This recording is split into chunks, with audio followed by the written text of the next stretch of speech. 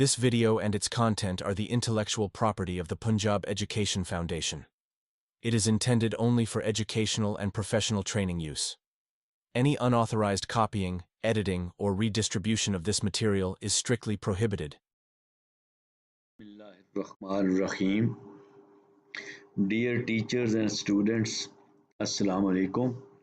Today we'll be learning chapter 9 of Math Book 5, Data Handling. We have already learned data handling in class 3, chapter 7, and class 4, again chapter 7, and now we'll be studying data handling in class 5, chapter 9. हम लगातार ये पढ़ रहे हैं।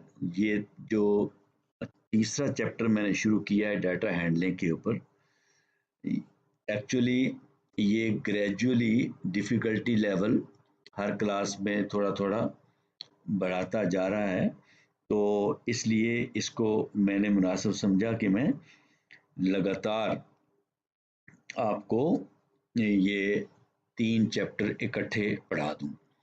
अच्छा, ये data handling वाला जो चैप्टर नंबर 9 है, इसमें 2 कॉन्सेप्ट दिए हुए हैं। एक तो एवरेज का कॉन्सेप्ट है कि एवरेज कैसे कैलकुलेट करते हैं, एवरेज क्या होती है, और दूसरा ये डाटा के बारे में है कि बार ग्राफ।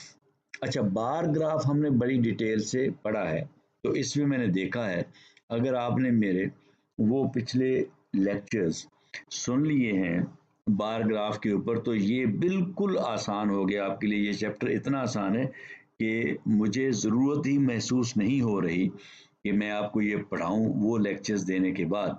मगर इसमें चूँकि बार ग्राफ आपने खुद ड्रा करना है, और उसमें तो बार ग्राफ्स जो थे वो दिए गए थे, उनको आपने अंडरस्टैंड करना था, समझना था, और इसमें खुद आपने उसको ड्रा भी करना है। इसलिए मैंने मुनासिब समझा कि ये भी मैं आपको समझा दूं। तो इसमें एवरेज का कॉन्सेप्ट तो अगर आप कहेंगे तो मैं देख लूँगा, फिर बाद में पढ़ा दूंगा, मगर मैं बार ग्राफ पहले पढ़ाना चाहता हूँ ताकि कंटिन्यूटी ऑफ डाटा हैंडलिंग जो है ना वो रहे। तो इसमें अगर आप पेज 162 पे चलें अपनी बुक के मैथ 5 की, तो टाइटल है organise the data using a bar graph. ठीक है जी। The following table shows the details of the marks obtained out of the 10 marks in the mathematics test during last 4 months. I want to show it in a bar graph. What will be the procedure? अच्छा जी, ये कहा ये गया है कि जी कि 4 test हुए हैं मैथ के, और हर टेस्ट 10 नंबरों का था, और उनमें से जो नंबर लिए गए हैं वो जो पहला टेस्ट है वो सितंबर में हुआ था और उसमें 8 नंबर आए हैं 10 में से। दूसरा टेस्ट अगले महीने अक्टूबर में हुआ, उसमें से 6 आए हैं, और तीसरा टेस्ट अगले महीने हुआ नवंबर में, उसमें 10 नंबर आए हैं, और यानी 10 आउट ऑफ 10। और अगला टेस्ट जो था वो दिसंबर में हुआ और उसमें 9 मार्क्स आए हैं। तो ये एक उसने टेबल बना के दे दिया है, मंथ्स और आगे मार्क्स ऑब्टेन्ड। हर मंथ्स के नीचे उसने मार्क्स ऑब्टेन्ड लिख दिए हैं, और इसका उसने कहा कि बार ग्राफ मैं बनाना चाहता हूँ तो कैसे बनाऊंगा। तो ये नीचे प्रोसीजर दिया हुआ है, the following method is used to draw a bar graph. पहला पॉइंट, 6 पॉइंट बताए हैं आपको कि बार ग्राफ कैसे ड्राफ्ट करना है। ये 6 पॉइंट्स आपने ध्यान में रखने हैं। Make the horizontal line as X axis and the vertical line as Y axis. आपने एक पेपर लेना है जिसके ऊपर ये ग्राफ बना होता है, जिसको ग्राफ पेपर कहते हैं। उसके ऊपर एक लाइन आपने एक्स एक्सिस के ऊपर हॉरिजॉन्टल बना लेनी है, और एक उसके ऊपर ड्रा कर देनी है वर्टिकल लाइन, जिसको आप वाई एक्सिस कहते हैं। ठीक है, और ये आपने कौन से पेपर के ऊपर करनी है? वो पेपर जिसके ऊपर बॉक्सेस बने होते हैं, स्क्वायर्स बने होते हैं ऑफ इक्वल साइज, उस पेपर के ऊपर, ठीक है, ग्राफ पेपर जो है उसके ऊपर, जिसके ऊपर ऑलरेडी वो बने होते हैं, वो बाजार से मिलता है, आपकी बुक्स में भी होगा और उसकी कापियां भी मिलती हैं, तो वो लेना है आपने। ठीक है जी। तो पहला काम आपने ये करना है कि दो लाइनें आपने लगानी है, एक हॉरिजेंटल और एक वर्टिकल, और दोनों एक दूसरे के ऊपर ये परपेंडिकुलर होंगी। दोनों लाइनें एक दूसरे के ऊपर परपेंडिकुलर होंगी। हॉरिजेंटल लाइन जो है वो वर्टिकल लाइन पे परपेंडिकुलर होगी, और जो वर्टिकल लाइन है वो हॉरिजेंटल लाइन पे परपेंडिकुलर होगी, यानी 90 डिग्री का एंगल बनेगा। इस तरह से आपने ये एक्सिस ड्रा करने हैं। ठीक हो गया। और लाइन जो होती है आपको पता है कि वो उसके एरो से ज़रूर उसको शो करते हैं। तो एक्स एक्सिस का एंड जो है वहां भी एरो लगाना है, और वाई एक्सिस का एंड जो है वहां भी आपने एरो शो करना है, और लिखना है साथ, एक्स एक्सिस वाली लाइन के ऊपर एक्स लिखना है और वाई एक्सिस वाली लाइन के ऊपर वाई लिखना है। ये आप अपनी बुक में से पेज 163 यानी इससे अगला पेज है, उस पे एक्स एक्सिस और वाई एक्सिस लगे हुए देख लें। इस तरीके से आपने लगाना है। दूसरा है write the name of the months on the x axis and the marks obtained on the y axis. ये जो 4 महीने टेस्ट होते रहे हैं, एक एक टेस्ट हर महीने में हुआ है, वो मंथ्स जो है वो आपने शो करने हैं एक्स एक्सिस के ऊपर। ठीक है, यानी कैटेगरी जो है वो आपने एक्स एक्सिस के ऊपर शो करनी है। क्यों? क्योंकि आप वर्टिकल बार ग्राफ बनाने जा रहे हैं। वर्टिकल बार ग्राफ, ये वर्टिकल बार ग्राफ बन रहा है, तो इसलिए जब वर्टिकल बार ग्राफ होगा तो फिर हॉरिजेंटल एक्सिस जो है एक्स एक्सिस, वहां पे आप कैटेगरी लिखेंगे, और वैल्यू जो है वो आप वाई एक्सिस वर्टिकल एक्सिस के ऊपर लिखेंगे। तो आपने ये जो मंथ्स हैं उनके नाम जो हैं इधर लिख दिए एक्स एक्सिस के ऊपर, सितंबर, अक्टूबर, नवंबर और दिसंबर, और दरमियान में गैप देके, और गैप आपने इक्वल स्पेस देनी है। ठीक है, इक्वल स्पेस देनी है इन महीनों के दरमियान। ठीक है, अच्छा जी। और मार्क्स इसी तरह, जब वाई एक्सिस पे मार्क्स लिखेंगे तो फिर आप, क्योंकि वाई एक्सिस पे जब आप जाएंगे तो वो जो बॉक्सेस हैं बने हुए, स्क्वायर्स बने हुए हैं, उनका आपने स्केल भी देखना है कि हर स्क्वायर को आपने कौन सा स्केल देना है। तो मार्क्स जो है वो आपने लिखने हैं वाई एक्सिस के ऊपर, और क्योंकि मैक्सिमम मार्क्स 10 है तो उसको जेहन में रख के आपने इस तरफ मार्क्स लिख देने हैं। ठीक है, तो 2 0 से शुरू करेंगे ना, 0 के बाद फिर 2 लिख दें, 4 लिख दें, 6 लिख दें, 8 लिख दें, 10 लिख दें, 12 लिख दें, या 0 के बाद हर जो स्क्वायर है उसको 1 मार्क्स के इक्वल रखें स्केल जो है, क्योंकि बहुत बेशुमार छोटे छोटे स्केल्स होते हैं, इसलिए आपने, चूंकि मैक्सिमम 10 मार्क्स हैं तो आपको 10 स्क्वायर्स तो वर्टिकली मिल ही जाएंगे, बल्कि बेशुमार स्क्वायर्स होते हैं उस बार ग्राफ के ऊपर। तो आप 1 स्क्वायर को 1 मार्क के बराबर रखें, स्केल में लिखेंगे 1 square is equal to 1 mark, 1 square is equal to 1 mark, ये स्केल रखेंगे। तो ये फिर आप 0 1 2 3 4 इस तरह लिख देंगे वाई एक्सिस के ऊपर, आप साइड पे ये इस तरह डाटा वैल्यूज लिख देंगे। ठीक हो गया। 1 square with y axis represents 1 mark, ये उसने लिख दिया, यहां मैंने बता दिया। 8 marks were obtained in September, so we will color 8 squares along the y-axis। ये जो हमने बार बनानी है तो हमने वर्टिकल बनानी है, तो वाई एक्सिस के साथ along the y axis, यानी वर्टिकल बनानी है। तो हमने चूंकि कलर्ड बार बनानी है तो वो कहता है जहां पे आपने 8 लिखा है वहां से आप उसको रंग करना शुरू करें और नीचे तक ले आए 0 तक, तो ये आपकी एक बार बन जाएगी।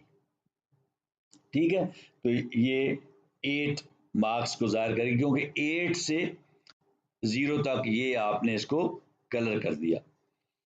अच्छा, उसके बाद similarly 6 marks were obtained in October, So we will color 6 squares along the y-axis.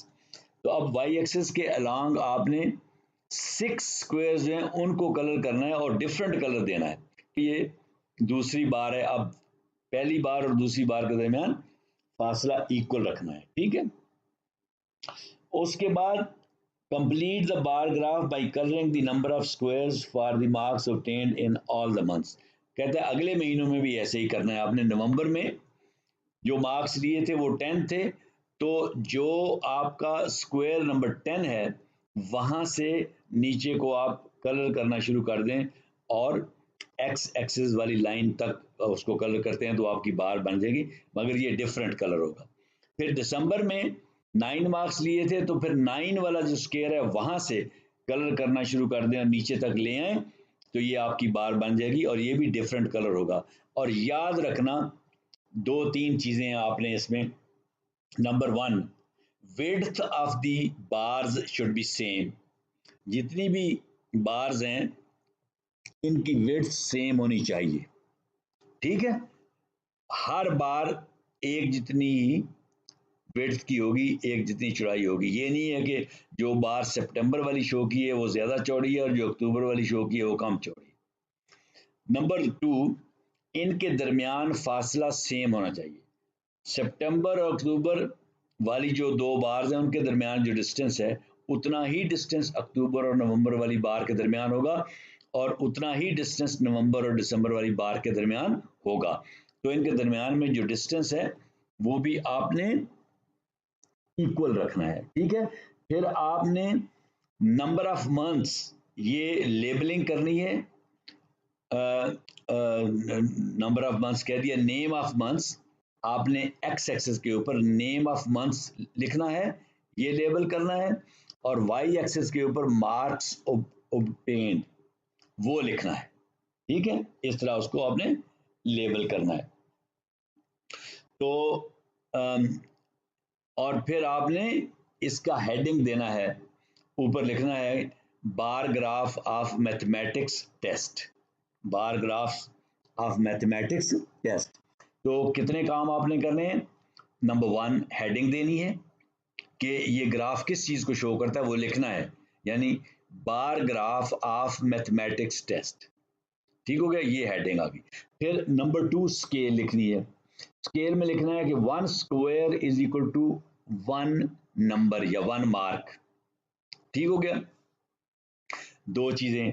तीसरी चीज जो आपने कैटेगरी है उसको एक्स एक्सिस पे लेना है, यानी मंथ्स एक्स एक्सिस पे लेने, और जो वैल्यूज हैं मार्क्स जो हैं वो आपने नंबर जो उसने ऑब्टेन किए हैं या मार्क्स वो आपने वाई एक्सिस पे लेने, ठीक है जी। और उससे अगला पॉइंट जो है वो ये याद रखना है कि आपने लेबलिंग करनी है। वाई एक्सिस के ऊपर आपने मार्क्स ऑब्टेन लिखना है, एक्स एक्सिस के ऊपर आपने नेम ऑफ मंथ्स लिखना है, ठीक है। और फिर एक्स एक्सिस के ऊपर आपने वो मंथ्स लिखने हैं, सितंबर, अक्टूबर, नवंबर, दिसंबर। वाई एक्सिस के ऊपर मार्क्स लिखने हैं 1 2 0 से 0, फिर 1, फिर 2 3, या बेशक दरमियान में गैप छोड़ दें 0 2 4 6 8 10 12 इस तरह से, ठीक है। तो ये आपने सारे पॉइंट्स लिख लें मेरे नोट्स सुन के, और ये जब आप बार ग्राफ बनाएं तो ये आपके सामने पड़ा हो ये कागज जिसके ऊपर ये सारे पॉइंट जो मैंने आपको बताए हैं कि ये सारे फीचर्स हैं बार ग्राफ के, करेक्टरिस्टिक हैं कि जब बार ग्राफ बनाना है तो ये सारी चीजें उसमें लिखनी है। आगे की फैक्ट वो लिखता है in a bar graph comma the width of each bar is same, ये मैंने आपको बता दिया। Number 2, the bar graph given above is a vertical bar graph, ये भी मैंने बता दिया, ये वर्टिकल बार ग्राफ है, हॉरिजेंटल नहीं है। Similarly we can draw a horizontal bar graph, अच्छा इसी को आप हॉरिजेंटल बार ग्राफ भी बना सकते हैं। अच्छा जी, आगे वो कहता है the given table shows the number of cars of different colours in a car parking during a month, represent this data in A horizontal bar graph, ठीक है जी। द गिवन टेबल, वो अगले पेज पे, ये पेज 163 है तो 164 पे page होगा जिसपे एक टेबल दिया गया है जिसमें कार्स शो की गई हैं, उनके रंग शो किए गए हैं कि इस रंग की इतनी कार्स हैं इस पार्किंग में और इस रंग की इतनी कार हैं इस पार्किंग में। तो इसका बार ग्राफ बनाएं, मगर हॉरिजेंटल बार ग्राफ बनाएं। अब मुझे बताएं, जब आप हॉरिजेंटल बार ग्राफ बनाएंगे तो कैटेगरी किधर आएगी? तो कैटेगरी वाई एक्सिस पे आएगी और वैल्यूज किधर आएंगी? मार्क्स ऑब्टेन्ड वो एक्स एक्सिस पे आएंगे। ठीक है, अब ये बदल जाएगा। चलें बनाते हैं। तो टेबल उसने दिया हुआ है, कलर ऑफ कार्स में उसने कहा है जी ब्लू कार्स जो हैं वो 80 हैं, ब्लैक जो है वो 65 हैं, ग्रे रंग की जो है वो 90 हैं और रेड जो है वो 75 हैं। अब आपने हॉरिजेंटल बार ग्राफ बनाना है, तो एग्जैक्टली उसी तरह आप एक्स एक्सिस और वाई एक्सिस दो लाइनें जो ग्राफ पेपर है उसके ऊपर बना लें, एक दूसरे के ऊपर परपेंडिकुलर आएंगी ये। ठीक है, और अब आपने वाई एक्सिस के ऊपर कैटेगरी रखनी है, यानी जो कलर है वो वाई एक्सिस के ऊपर रखने हैं, ब्लू ब्लैक ग्रे और रेड, ये वाई एक्सिस पे रखने हैं। और जो वैल्यूज हैं कि 80 कार्स 65 कार्स 90 कार्स 75 कार्स, ये जो वैल्यूज हैं ये आपने एक्स एक्सिस के ऊपर रखनी है। ठीक है, और इसी तरीके से आपने स्केल भी बनाना है और इसका टाइटल भी देना है। टाइटल देंगे बार graph of cars, bar graph of cars, ये इसका टाइटल होगा। लेबल मैंने बता दिया, कर देना है कि number of cars x axis पे लिख दें और colour of cars y axis पे लिख दें। ठीक हो गया। और स्केल आपने गौर से देखना है, क्योंकि अब आपने हॉरिजेंटल बनानी है, तो हॉरिजेंटल टोटल स्क्वायर्स गिन लें कि जो आपका ग्राफ पेपर है उसके ऊपर टोटल स्क्वायर्स कितने हैं। ठीक है, तो उस हिसाब से फिर आपने स्केल बनानी है। ऐसे ना हो कि ये देखें ना, जो 90 कार्स हैं, अगर आपने एक स्क्वायर को एक कार के बराबर रख दिया तो आपको 90 स्क्वायर्स चाहिए, तो उस ग्राफ पेपर के ऊपर 90 स्क्वायर्स तो होंगे ही नहीं, तो कैसे बनाएंगे? इसका मतलब जब आप अपना स्केल बनाएंगे तो डेटा को गौर से देखेंगे। अगर आप एक स्क्वायर को 10 कार्स के बराबर रख दें तो ये जो 90 कार्स हैं इनके लिए 9 स्क्वायर्स काफ़ी होंगे। ठीक है ना, और जो 80 कार्स हैं ब्लू रंग की, इनके लिए 8 स्क्वायर्स काफ़ी होंगे अगर एक स्क्वायर को 10 कार्स के बराबर रख दें। तो इसलिए आप 1 square is equal to 10 cars का स्केल बना लें। ठीक है, अब आप इसके बाद इसको बड़ी इजीली बना सकते हैं। सबसे पहले आप ब्लू पे आ जाएं, ब्लू के नीचे लिखा हुआ है 80 कार्स, तो 80 कार्स का मतलब अब आपने हॉरिजेंटल बनाना है। ठीक है जी, हॉरिजेंटल बनाना है, तो सबसे पहली बार जो है वो ब्लू की बनेगी, क्योंकि टेबल में भी सबसे पहले ब्लू है, दूसरे नंबर पे ब्लैक है, फिर ग्रे है, फिर रेड है, और नीचे से ऊपर को, क्योंकि हॉरिजेंटल बनानी है, पहली सबसे नीचे, फिर ऊपर काली, फिर ऊपर ग्रे, फिर ऊपर रेड। तो ब्लू सबसे पहले बनाएंगे, तो ब्लू कितनी कार्स हैं? 80। 80 का मतलब कितने स्क्वायर्स? 8 स्क्वायर्स, क्योंकि एक स्क्वायर 10 कार के बराबर है, तो 10 मल्टीप्लाइड बाई 8 कितना हो गया? 80 कार्स हो गई। ठीक है, तो आप 8 स्क्वायर्स गिनेंगे और वहां से आप कलर करेंगे और 0 तक ले आएंगे, ये आपकी बार बन गई। फिर आगे आ गया ब्लैक 65, कितने बॉक्स चाहिए 65 के लिए? 60 होती तो 6 चाहिए, मगर 5 ऊपर है, इसका मतलब आधा बॉक्स और है, तो 6.5 बॉक्स, 6.5 स्क्वायर्स, 6.5 स्क्वायर्स। तो वहां से आप 6 स्क्वायर काउंट करके 7वें स्क्वायर के हाफ से कलर करना शुरू कर दें, ब्लैक कलर वो पीछे को लेते हैं। ठीक है, उसके बाद ग्रे 90 कार्स, तो 9 स्क्वायर्स गिन लें और वहां से कलर करें और 0 तक लेते हैं, वो आपकी बार बन गई।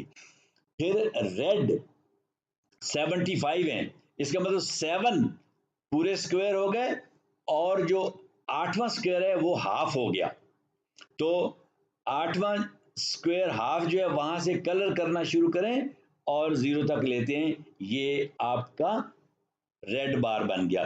तो ये आपकी बार्स बन गई और हर बार के दरमियान इक्वल डिस्टेंस रखना है, हर बार की वेट सेम रखनी है, लेबल्स देने हैं एक्स एक्सिस और वाई एक्सिस के ऊपर। एक्स एक्सिस के ऊपर नंबर ऑफ कार्स का लेबल लिखना है, वाई एक्सिस के ऊपर कलर ऑफ कार्स का लेबल लिखना है, और जो टाइटल देना है बार ग्राफ ऑफ कार्स, और स्केल भी ऊपर लिखना है। ये आपका मुकम्मल हो गया। ठीक है जी। अच्छा जी, आगे है रीडिंग अ बार ग्राफ। अब आपकी अगला जो 165 पेज पे है वो कहता है बार ग्राफ को कैसे रीड करना है। ये तो हम क्लास 4 में ये मैं पढ़ा चुका हूँ। अब आप ये बार ग्राफ देख लें। वो कहता है गिवन बार ग्राफ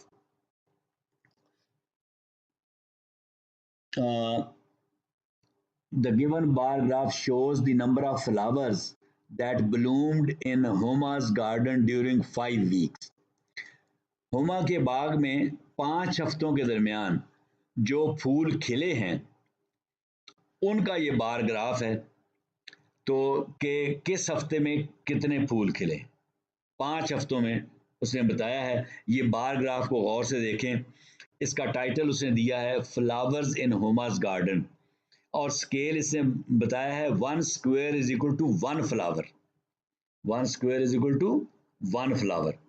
तो फर्स्ट वीक में कितने स्क्वायर्स के ऊपर ये वर्टिकल बार बनाई गई है? 6। इसका मतलब ये है पहले हफ्ते 6 फूल खिले थे। सेकंड वीक में ये जो बार है इसको गौर से देखें तो 4 स्क्वायर्स, तो इसका मतलब दूसरे हफ्ते में 4 फ्लावर्स खिले थे। तीसरे हफ्ते में 3 स्क्वायर्स हैं, इसका मतलब तीसरे हफ्ते में 3 फ्लावर्स खिले थे। और वीक 4 जो है चौथा हफ्ता, उसमें 2 स्क्वायर्स तक बार जाती है। इसका मतलब चौथे हफ्ते में सिर्फ 2 फ्लावर्स खिले थे। और वीक 5 जो है उसमें ये 7 स्क्वायर्स तक ये बार जाती है। तो इसका मतलब 7 फ्लावर्स खिले थे। सबसे ज्यादा फ्लावर वीक 5 में खिले हैं 7, और सबसे कम फ्लावर वीक 4 में खिले हैं जो है 2 है। ठीक है, अब आप इसको स्टडी करें। The graph shows number 1 6 flowers bloomed during week 1। पहले हफ्ते में 6 फ्लावर खिले हैं। 4 flowers bloomed during the week 2। दूसरे हफ्ते में 4 फ्लावर खिले हैं। 3 flowers bloomed during the week 3। तीसरे हफ्ते में 3 फ्लावर खिले हैं। 2 flowers bloomed during the week 4। चौथे हफ्ते में 2 फूल खिले हैं। 7 flowers bloomed during the week 5। सातवें हफ्ते में 5 पांचवें हफ्ते में 7 फ्लावर खिले हैं। ठीक है, the maximum flowers bloomed during the week 5। सबसे ज्यादा फूल 5वें हफ्ते में खिले हैं और वो 7 हैं।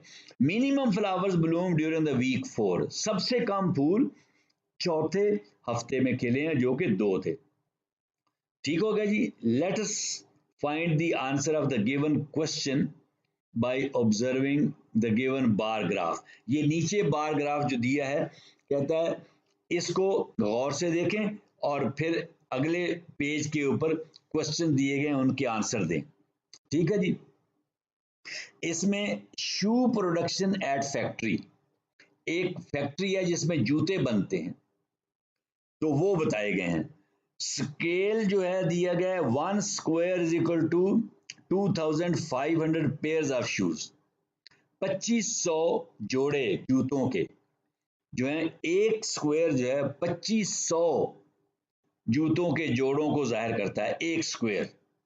ठीक है, अब आप जरा देख लें जी। इसमें जो कि हॉरिजेंटल बार ग्राफ है, तो कैटेगरीज जो है वो यानी पेयर ऑफ शूज वो हॉरिजेंटल दी गई हैं और नहीं ये जो कि हॉरिजेंटल है, इसलिए जो डाटा है वैल्यूज वो एक्स एक्सेस पे दी गई हैं और जो कैटेगरीज हैं यानी ईयर्स कि कौन से साल में वो वाई एक्सेस पे दिए गए, क्योंकि हॉरिजेंटल ना, हॉरिजेंटल हो तो कैटेगरीज हमेशा वाई एक्सेस पे होती हैं और जो वैल्यूज होती हैं इंफॉर्मेशन होती है वो एक्सेस पे होती है। अच्छा, तो सबसे नीचे जो बार है जो ब्लू कलर की है वो कहाँ पे खत्म होती है, कितने बॉक्सेस हैं, काउंट कर लें, 1 2 3 4 5 6 7 8, 8 बॉक्सेस हैं। अब 8 बॉक्सेस है और एक बॉक्स जो है 2500 2500 गुजार करता है, 8 से मल्टीप्लाई कर दें 2500 को तो आंसर 20,000 आता है। तो 2011 में 20,000 पेयर्स ऑफ शूज बनाए गए, 20,000 2011 में। 2012 में भी उतने ही, क्योंकि बार की लेंथ बिल्कुल उतनी ही है। मगर 2013 में देखें कितने, 15,000। उस बार की लेंथ को मैच करें एक्स एक्सिस के ऊपर जो वैल्यू दी गई है 15,000, या स्क्वायर्स गिन के 2500 से मल्टीप्लाई कर दें। स्क्वायर्स कितने हैं, 1 2 3 4 5 6, 6 स्क्वायर्स हैं और 6 को जब 2500 से मल्टीप्लाई करेंगे तो आंसर 15,000 आएगा। तो 15,000 जूतों के जोड़े पेयर ऑफ शूज बने हैं 2013 में।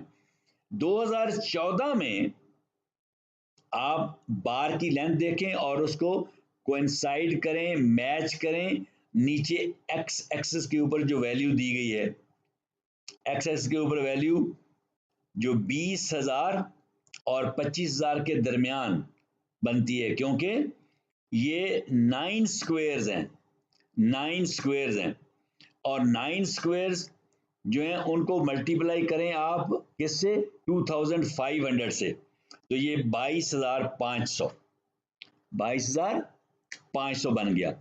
उसके बाद फिर जो आखिरी है 2015 वाली, 2015 में जो जूते बने हैं वो देख लें, वो 10 स्क्वायर्स तक वो बार जाती है और नीचे वो मैच कर रही है, कोइंसाइड कर रही है एक्स एक्सिस के ऊपर 25,000 के ऊपर। तो 25,000 पेयर्स ऑफ शूज 2015 में बने हैं। तो सबसे ज्यादा शूज 2015 में बने हैं 25,000 और सबसे कम शूज 2013 में बने हैं जो 15,000 है। और 2 सालों में 2011 और 2012 में एक जितने ही बने हैं, 20,000 ही 2011 में बने हैं और 20,000 जूते ही 2012 में बने हैं। ठीक है, तो ये आपने यहां से डाटा देख लिया। आगे क्वेश्चन देख लें तो आप उन क्वेश्चंस को देख के डाटा जो है उसको डाटा से इसके आंसर्स दे सकते हैं। In which year did the factory produce the most pair of shoes, ये हम कर चुके हैं 2015 में, सबसे लंबी बार है। In which year did the factory produce the least pair of shoes, सबसे थोड़े कब बनाए, ये हम कर चुके हैं 2013 में, सबसे छोटी बार है। In which years the factory made 20,000 pair of shoes, जी 20,000 कौन कौन से सालों में बने हैं, जी 2 सालों में, 2011 में भी 20,000, 2012 में भी 20,000, तो ये 2011 और 2012 इसका आंसर आ गया। How many less pair of shoes were produced in 2011 than in 2015, 2011 में कितने जूते कम बने थे 2015 की निस्बत। 2015 में 25,000 बने हैं, 2011 में 20,000 बने हैं, 25,000 में से 20,000 निकाल दें तो पीछे बच गया 5000। तो 5000 पेयर ऑफ शूज 2011 में कम बनाए गए 2015 की निस्बत। इन विच 2 years, किन 2 सालों में the difference in the number of shoes in the factory is 10,000। कौन से 2 सालों में डिफरेंस जो है वो 10,000 है। चलें, अब 2015 में कितने थे? 25,000। और 2013 में कितने हैं? 15,000। तो 25,000 में से 15,000 माइनस करें तो 10,000। तो ये दो साल बनते हैं, 2015 एंड 2013। और 2013, ठीक हो गया। How many pair of shoes did the factory produce in these 5 years? इन 5 सालों में टोटल कितने बनाए, सब जमा कर लें। 2011 में 20,000, फिर 2012 में 20,000, फिर 2013 में 15,000, फिर 2014 में 22,500 और फिर 2015 में 25,000। ये सबको जमा करेंगे तो ये बन गया 1,02,500 pair of shoes. 102,500 pair of shoes. 102,500 pair of shoes, 1,02,000 pair of shoes बनाए गए। ठीक है, आगे जी आपकी एक्सरसाइज है। इस एक्सरसाइज में जो पहले क्वेश्चंस हैं वो उसमें आपने क्वेश्चन नंबर 1 में भी बार ग्राफ बनाना है, क्वेश्चन नंबर 2 में भी बार ग्राफ बनाना है, मगर क्वेश्चन नंबर 1 में हॉरिजेंटल और क्वेश्चन नंबर 2 में वर्टिकल बार ग्राफ बनाना है। ठीक है, फिर आगे क्वेश्चन नंबर 3 में भी वर्टिकल बार ग्राफ बनाना है और क्वेश्चन नंबर 4 में आपने हॉरिजेंटल बार ग्राफ बनाना है। तो ये बड़ा आसान है। मसलन क्वेश्चन नंबर 1 में वो कहता है कि Saba asked about the most favorite fruit of each student in her class. The detail of the answers is shown in the given table. Draw a horizontal bar graph of this data. सबा ने अपने class fellows जो थी उनसे पूछा कि तुम्हारा सबसे favourite fruit कौन सा है। ठीक है, तो जो 5 स्टूडेंट्स थी उन्होंने कहा स्ट्रॉबेरी, 4 स्टूडेंट ने कहा हमारा सबसे पसंदीदा फल जो है वो एप्पल है, 8 स्टूडेंट्स ने कहा हमारा सबसे ज़्यादा फेवरेट फ्रूट जो है वो बनाना है, और 9 स्टूडेंट्स ने कहा हमारा सबसे ज़्यादा फेवरेट फ्रूट जो है वो मैंगो है। तो अब आपने कौन सा हॉरिजॉन्टल बनाना है? जाहिर अगर हॉरिजॉन्टल बनाना है तो कैटेगरी आप वाई एक्सेस पे रखेंगे, कैटेगरी वाई एक्सेस पे रखेंगे और जो वैल्यूज हैं वो एक्स एक्सेस पे रखेंगे। यानी जो 5, 4, 8 और 9 ये वैल्यूज आपने एक्स एक्सेस पे शो करनी है और फेवरेट फ्रूट जो है स्ट्रॉबेरी, एप्पल, बनाना और मैंगो ये उधर शो करना है। अब चूंकि बहुत छोटी फिगर है, मैक्सिमम बड़ी से बड़ी फिगर 9 है, तो अगर आप 1 square is equal to 1 fruit, अगर एक स्क्वायर को एक फल के बराबर भी रखेंगे तो आपका काम बन जाएगा, क्योंकि सिर्फ टोटल मैक्सिमम 9 स्क्वायर आपको चाहिए। ठीक हो गया। तो सबसे पहला आप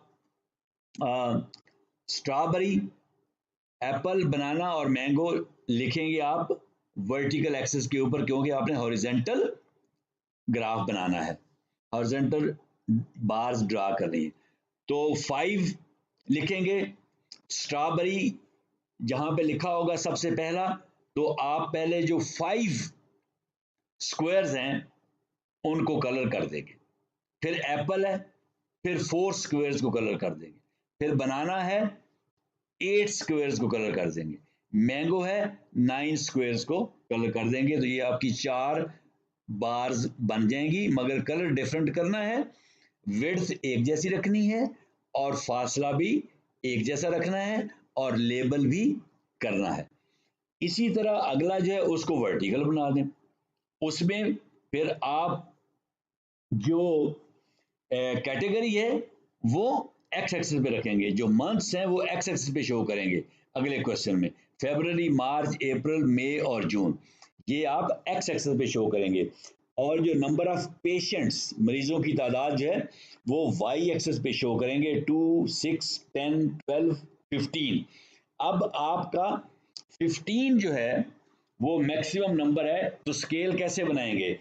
अब हो सकता है ये 15 स्क्वेयर्स, वैसे तो 15 स्क्वेयर्स आपको मिल जाएंगे, एक स्क्वेयर को एक पेशेंट के बराबर शो कर दे स्केल में, ठीक है। मगर अगर आप समझते हैं कि नहीं बहुत लंबी बार्स बन जाएंगी, तो 1 square is equal to 2 patients, एक स्क्वेयर को 2 पेशेंट्स के बराबर शो कर दें, ये आपकी स्केल बन जाएगी, ठीक है।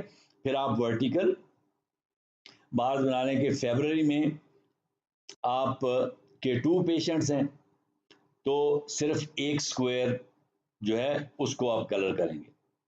मार्च में 6 हैं तो 3 स्क्वायर्स को, क्योंकि एक स्क्वायर को आपने 3 पेशेंट के बराबर रखा है। अप्रैल में 10 है तो 5 स्क्वायर्स को कलर करेंगे। मई में 12 हैं तो 6 स्क्वायर्स को कलर कर देंगे, और जून में 15 है तो 7 स्क्वायर्स तो पूरे हो गए और 8वां स्क्वायर आधा हो गया, वो ये सबसे लंबी बार आपकी बन जाएगी। तो ये आपका बार ग्राफ बन गया।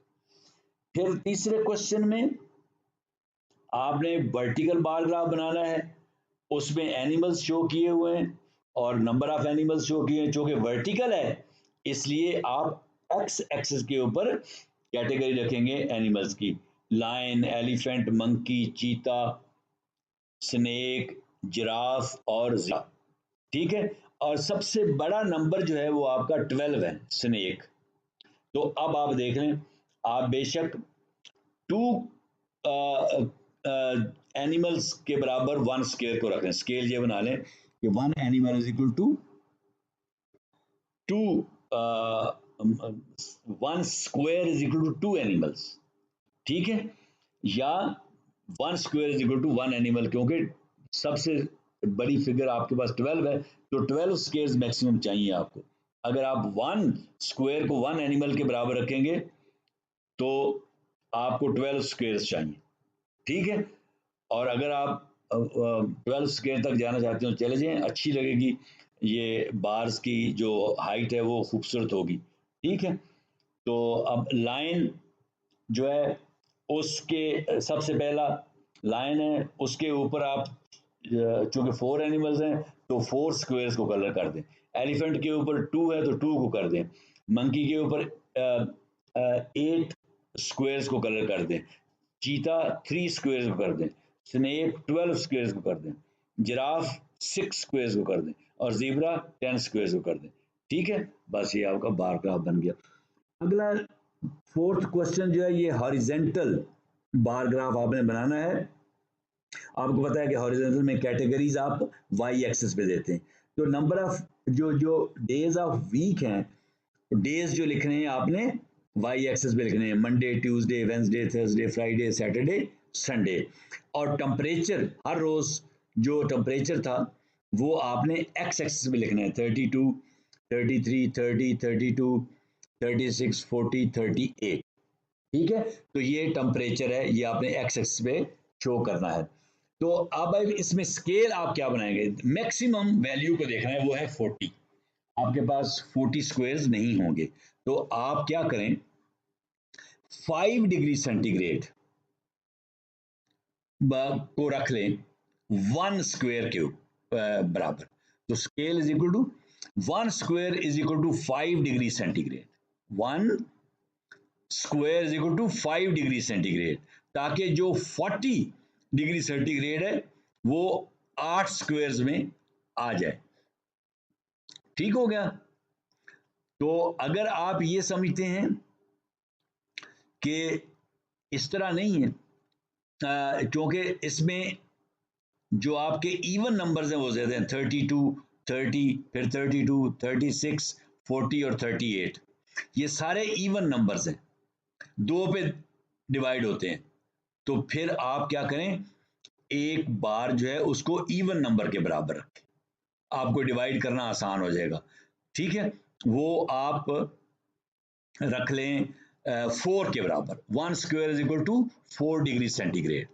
अब जो मैक्सिमम टेम्परेचर 40 है वो 10 स्क्वायर्स पे आ जाएगा। ठीक है, बस ये या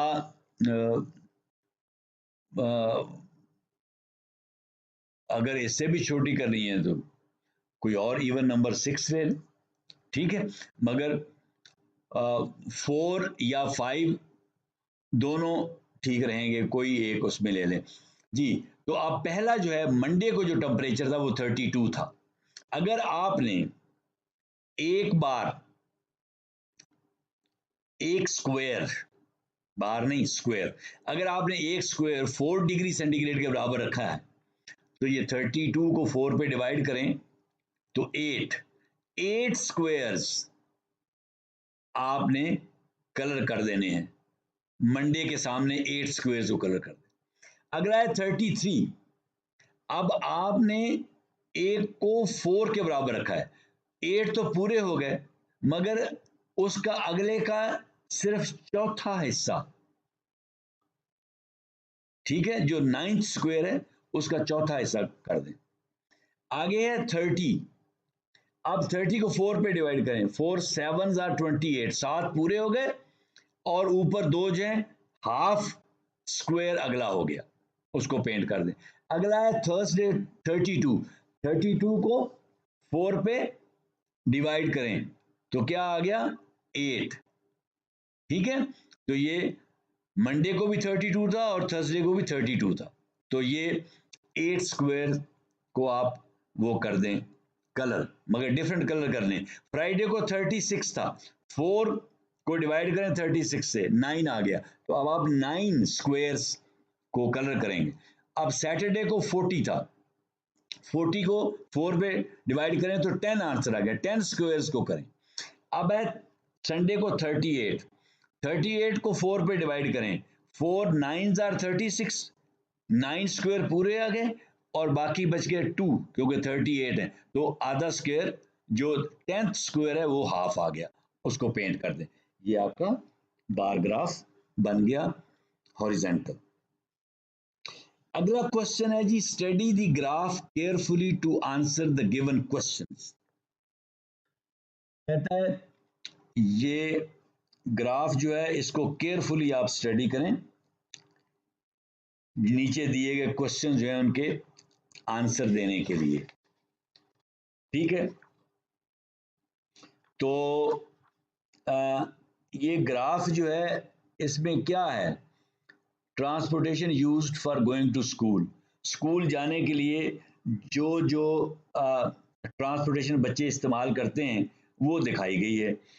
बस इस्तेमाल करते हैं, 100 बच्चे जो हैं वो बस इस्तेमाल करते हैं, नंबर ऑफ स्टूडेंट लिखा हुआ है, ये देख लें बस वाली जो बार है।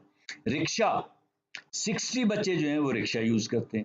कार 60 और 80 के बिल्कुल दरमियान बनता है। ठीक है, तो 10 स्टूडेंट्स को एक स्क्वायर यूज शो करता है तो 70 हो गए, तो कार कितने बच्चे यूज करते हैं 70। मोटर बाइक 20 सबसे छोटी बार है, और वॉक जो पैदल जाते हैं वो 80 ये बार शो करती है। तो ये आपने ये देख लिया, और बाकी जो क्वेश्चन उसने पूछे हुए हैं वो जाहिर है इसी तरह के क्वेश्चन होंगे जो हमने पहले स्टडी कर लिए। आप कहते हैं तो मैं पढ़ देता हूँ। How many students come to school by car, अब कार का मैं पहले बता चुका हूँ 70। Is the number of students coming to school on motorbikes less than those coming by rickshaw? क्या जो बच्चे मोटर बाइक्स पे आते हैं वो कम हैं उन बच्चों से जो रिक्शों पे आते हैं? यस, मोटर बाइक पे जो बच्चे आते हैं वो 20 हैं और जो रिक्शा पे आते हैं वो 60 हैं। बिल्कुल ठीक है। If yes then how much less, जी तो कितने कम हैं? तो जो रिक्शा पे आते हैं वो 60 हैं, मोटर बाइक पे आते हैं जो 20 हैं, 60 में से 20 निकाल दें, पीछे 40 बन गया, तो 40 बच्चे मोटर बाइक पे कम आते हैं रिक्शा की निस्बत। What is the total number of students coming by car, rickshaw and bus all together? Car, rickshaw और बस तीनों को मिला के टोटल बच्चे बताएं कितने बनते हैं जी।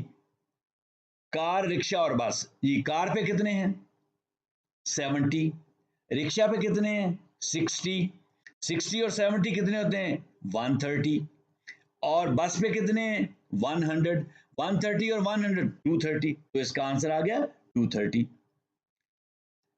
अच्छा, tell the number of students coming to school on foot, पैदल जो बच्चे आते हैं वॉक करके, वो हमने पहले बता दिया है 80 बार शो कर रही है। ये आपके आंसर आ गए इस क्वेश्चन के। अगला क्वेश्चन 6 जो आखिरी क्वेश्चन है इस एक्सरसाइज का, study the graph carefully to answer the given questions. ये ग्राफ हॉरिजेंटल बार ग्राफ है, इसको कहते हैं केयरफुली स्टडी करें, जो आपने सवालों के जवाब देने हैं। स्केल उसने बताया 1 square is equal to 1 student, ठीक है जी। तो पेट एनिमल्स, पालतू जानवर जो बच्चों ने रखे हुए हैं, ठीक है। अब ये जो कि हॉरिजेंटल बार ग्राफ है, इसलिए कैटेगरी जो है वो आएगी वाई एक्सेस के ऊपर, नंबर ऑफ एनिमल्स, ठीक है, और जो नंबर ऑफ स्टूडेंट्स हैं वो आएंगे एक्स एक्सेस के ऊपर। अच्छा जी, अब सबसे पहले बफलो, भैंस जी, ये कितने स्टूडेंट के घर में बफलो है 7, क्योंकि 1 square is equal to 1 student, तो ये बार 7 तक जाती है जी। गाय कितने घरों में है जी 8 बच्चे, 8 के सामने 8 ही है ना, यस। और उसके बाद गोट 4 के सामने, 4 स्टूडेंट्स हैं जो उनके घर में गोट है। कैट 9, सबसे ज्यादा बच्चों ने, सबसे ज्यादा स्टूडेंट ने कैट रखी हुई है, और सबसे कम स्टूडेंट ने बकरी रखी हुई है, क्योंकि वो बकरियां सिर्फ 4 हैं और कैट्स जो हैं वो 9 स्टूडेंट रखी हुई। How many students have cat as a pet जी, बता चुका हूं 9। How many students have goat as a pet, बता चुका हूं 4। Which is the most popular pet, सबसे ज्यादा हर दिल अजीज पालतू जानवर कौन सा है, ज़ाहिर है कैट है, जो सबसे ज्यादा रखी हुई है, तो सबसे ज्यादा हर दिल अजीज वही होगा ना, तो कैट है। In total how many students have a pet at home, total कितने स्टूडेंट्स ने पेट रखा हुआ है जी, सब जमा कर लें आप, 9 और 4 13, 13 एंड 8 21, 21 एंड 7 28, इसका आंसर है 28, 28 स्टूडेंट्स ने पेट्स रखे हुए हैं। If the total number of students in the class is 35, अगर क्लास में टोटल नंबर ऑफ स्टूडेंट्स 35 है, find out how many students do not have any pet in their home, कितने बच्चों ने पेट नहीं रखे हुए, तो 35 में से 28 निकाल दें तो पीछे 7 बच गए, तो 7 बच्चों ने नहीं रखे हुए, बाकियों ने रखे हुए, ये इसका आंसर है। तो ये आपकी एक्सरसाइज खत्म हो गई है जी, एक ही एक्सरसाइज थी डाटा हैंडलिंग के ऊपर। आगे रिव्यू एक्सरसाइज है जिसमें एवरेज भी है और बार ग्राफ्स भी हैं। ये मैंने आपको इतना समझा दिया है, बार ग्राफ क्लास 4 का पूरा चैप्टर, क्लास 5 का ये पूरा चैप्टर बार ग्राफ के ऊपर, तो रिव्यू एक्सरसाइज की बिल्कुल ज़रूरत नहीं है इसमें, ये आप खुद करें।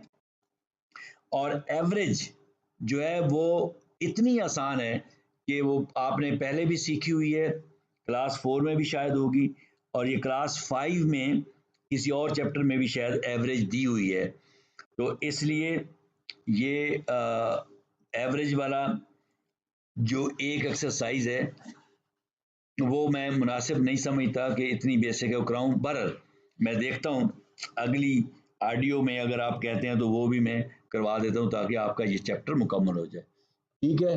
तो अल्लाह हाफ़िज़। ये मेरे नोट्स अच्छे तरीके से आपने पढ़ने हैं, तैयार करने हैं और बार बार मेरी ऑडियो को सुने और आपको अच्छे तरीके से बार ग्राफ की समझ आ जाएगी। ठीक है।